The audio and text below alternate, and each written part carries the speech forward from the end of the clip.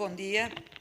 Eu não sou historiadora nem medievalista e, portanto, fiz uma leitura de Dom Afonso Henriques, ou da ação de Dom Afonso Henriques, muito à luz das repercussões que a sua tolerância acabou por trazer para a idade, para a contemporânea, para o século, inclusivamente para o século XXI, porque, de certa maneira, e apesar de tudo, ele foi, enfim, conseguiu conciliar uma certa arabofobia com a arabofilia. Refiro-me concretamente, inicialmente, a 1139, a tal data mítica, que, enfim, considerada o alicerce da fundação de Portugal, com aquela suposta vitória coadjuvada pela intervenção divina, de que já ontem tivemos ocasião de ouvir falar, dos 5 reis mouros, etc., etc., e trata-se da hierofania de Eurique, que sabemos que é altamente questionada por historiadores de referência, de que não vou aqui enumerar por questões de tempo.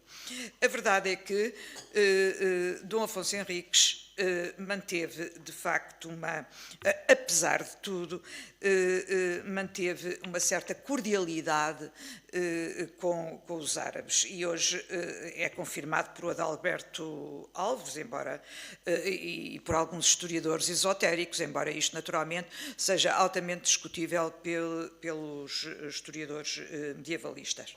A verdade é que houve fases de convivência pacífica e essas fases de convivência pacífica agilizaram determinados focos culturais e também literários. Portanto, eu vou-me referir à cultura e à literatura, que é a minha área de investigação, e ainda hoje são visíveis em pleno século XXI. Não há dúvida nenhuma que me parece que houve uma certa condescendência, que não totalizante, naturalmente, um certo sentido de união, um certo sentido de tolerância por parte de Dom Afonso Henriques. Também ele exibiu determinadas habilidades políticas, culturais, militares e, sobretudo, já também diplomáticas, e isso viu-se quando da fundação do Condado, a seguir à fundação do Condado, a independência do Reino de Leão, a Batalha de São Mamede, a conquista de Lisboa, de que já se falou aqui, e portanto, parece ter havido alguma capacidade de determinadas negociações. Enfim, que depois viabilizaram uma capacidade de liderança e o reconhecimento internacional do Reino de Portugal, incluindo a Bula Papal de 1179. Portanto, tolerância cultural que depois agilizou uma tolerância a nível da literatura. Aliás, no testamento, Dom Afonso Henriques, que redigiu em fevereiro de 1179, aos 70 anos, ele distribui os bens pelas ordens religiosas, olha para os pobres,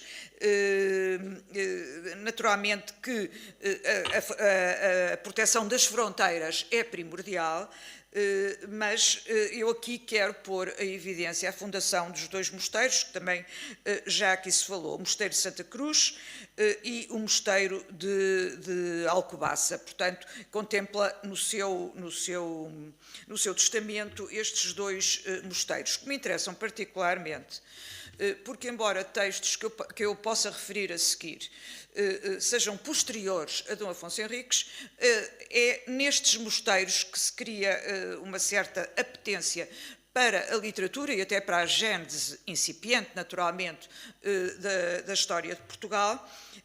E, portanto, devemos, de facto, a esta fundação destes mosteiros e a Dom Afonso Henriques a existência, ainda hoje, de obras de referência. No caso de Alcobaça, que foi fundada em 1152, possui o maior número de códices que chegaram até hoje, são 462 traduções do latim, do espanhol, do francês, e eu posso citar a Regra de São Bento, a Vida de Cristo, o Bosto de Leitoso, a Corte Imperial, o Horto de Isopo, o Livro das Confissões, a História Sobrenatural das Aves, que demonstra já um interesse pela literatura e pelo fabulário, e para além destas e muitas outras obras de devoção e de feição religiosa, obviamente, citar também, obviamente, as geografias extraídas das vidas dos padres e do deserto e que foram postas em latim. Traduções das vidas dos santos que tinham o objetivo de permitir o acesso a pessoas menos cultas ao seu conteúdo. Naturalmente que estes códices são de uma incipiência estilística muito grande, mas não desmerecem, de facto, o caráter pragmático e a importância que depois viriam a ter nos estudos filológicos. Quanto ao Mosteiro de Santa Cruz de Coimbra, também fundado por Dom Afonso Henriques, neste caso em 1131,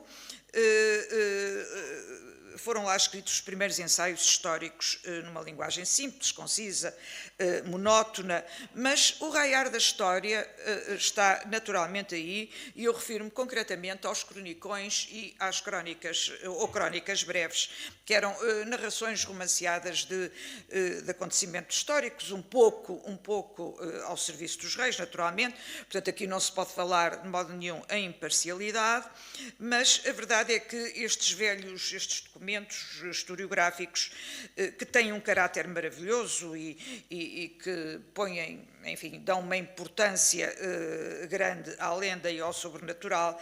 Portanto, podemos questionar aqui a verdade histórica. A verdade é que se a verdade histórica é questionada, eles dão a conhecer determinados costumes de uma época e a forma como viveram os nossos primeiros reis.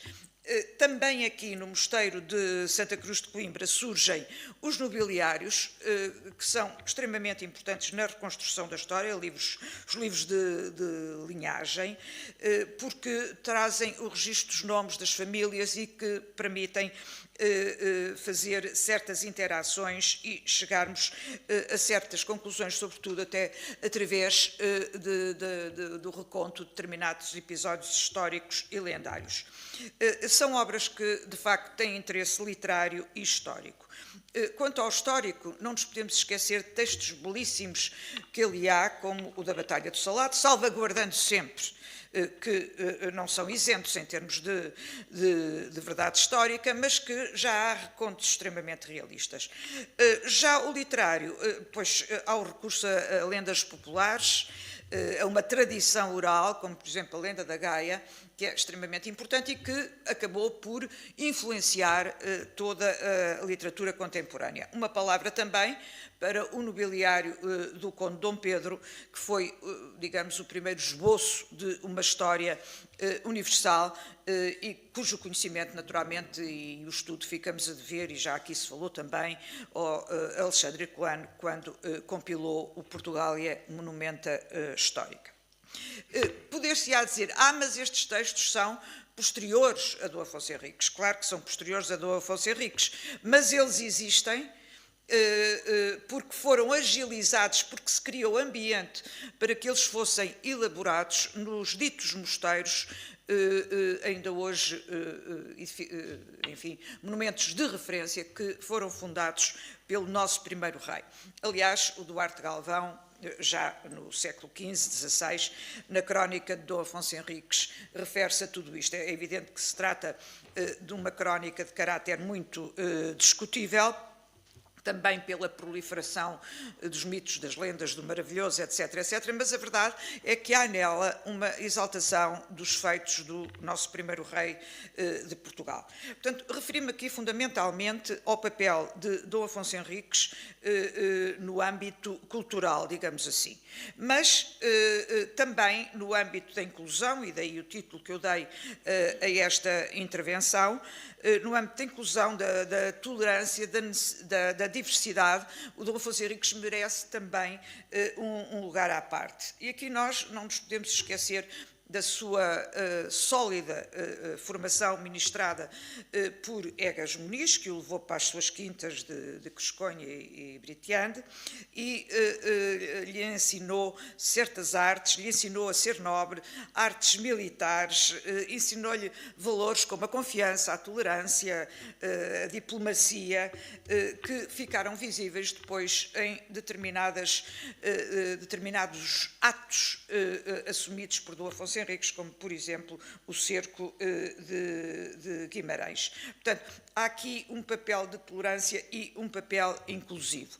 Esse papel inclusivo eu vou-me referir fundamentalmente aos árabes, mas não posso deixar de passar pelos judeus, que ele permitiu que tivessem um papel extremamente importante na sociedade, sobretudo na economia. Estavam organizados num sistema próprio e eram representados politicamente por um grão-rabino que era nomeado pelo rei.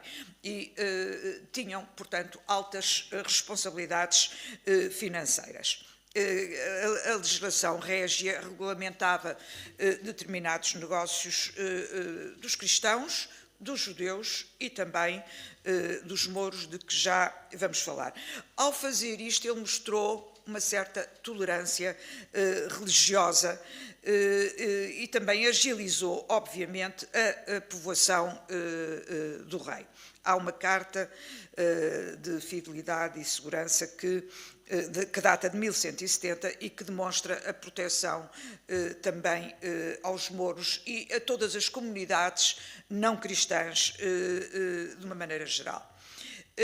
A relação de Dom Afonso Henriques com os muçulmanos é extremamente complexa. Naturalmente que a reconquista da Península Ibérica foi cristã. Naturalmente, todos nós sabemos que houve muita violência, mas houve também alguma tolerância e, sobretudo, uma tentativa de inclusão dos árabes que iam ficando. Exemplo disso é a conquista de Lisboa em 1174. Os muçulmanos que iam ficando tiveram uma certa autonomia e viram a sua vida mais ou menos protegida. E o mesmo se observou em Alcácer do Sal. Quer dizer que, mesmo depois das conquistas, a presença de muçulmanos em Portugal é um sinal, em alguns casos, naturalmente, há exceções, de que Dom Afonso Henriques optou por uma política que não visava a eliminação total e que os deixava praticar a sua religião e manter algumas das suas práticas. Portanto, parece-me ter sido uma máxima da sua governação viabilizar a coexistência de diferentes culturas e religiões, e isso contribuiu para a diversidade portuguesa que hoje vivemos, esta nova realidade que nós hoje vivemos. Portanto, palavras como diplomacia, como negociação, foram utilizadas muitas vezes para alcançar alguns acordos e para se chegar à tolerância. Uma tolerância que ajudou a formar, afinal, um reino forte, um reino estável e que permitiu a integração destes grupos. Um dos resultados, e agora passo para a literatura, um dos resultados desta tolerância nas letras portuguesas foi o enriquecimento. É discutível, isto é uma tese que é defendida por alguns e é proposta por outros, portanto isso pode ser discutido depois, mas a presença dos árabes em Portugal ajudou a viabilizar o enriquecimento da poesia lírica medieval. Eu não vou dizer que a poesia lírica medieval resulta da poesia árabe, mas que as influências estão lá. Portanto, houve uma riquíssima literatura popular e, apesar Está bem. Então eu vou avançar.